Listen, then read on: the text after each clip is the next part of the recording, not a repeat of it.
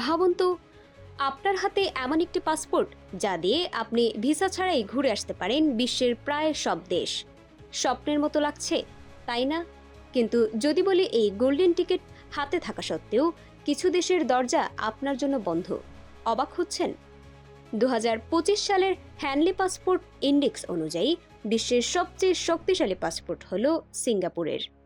এই পাসপোর্টধারীরা ভিসা ছাড়াই যেতে পারেন 193টি দেশে।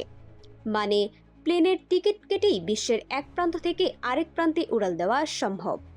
কিন্তু এখানেই গল্পের শেষ নয়।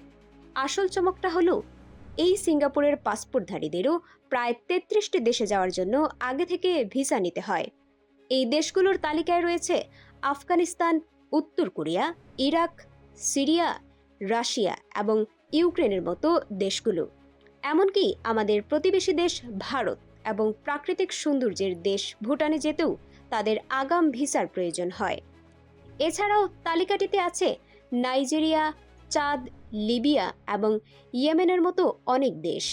এই ঘটনা শুধু সিঙ্গাপুরের ক্ষেত্রেই নয়, তালিকার ওপরের দিকে থাকা দক্ষিণ কোরিয়া, ইতালি বা স্পেনের মতো দেশের পাসপোর্টধারীদেরও আফগানিস্তান, চাদ, লিবিয়া, নাইজেরিয়ার মতো দেশে যেতে ভিসার দরকার হয়।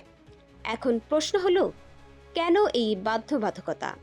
এর পেছনে কাজ করে মূলত রাজনৈতিক অস্থিরতা, নিরাপত্তা সংক্রান্ত উদ্বেগ এবং দেশগুলোর মধ্যে দ্বিপাক্ষিক সম্পর্কের সমীকরণ।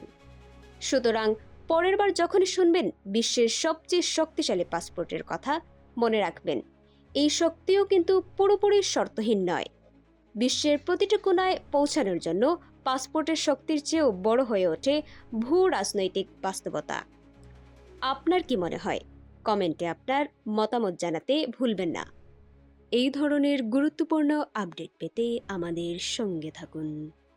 বিজিএন টিভি 24, সংবাদ যেখানে, বিশ্বস্ততা সেখানে।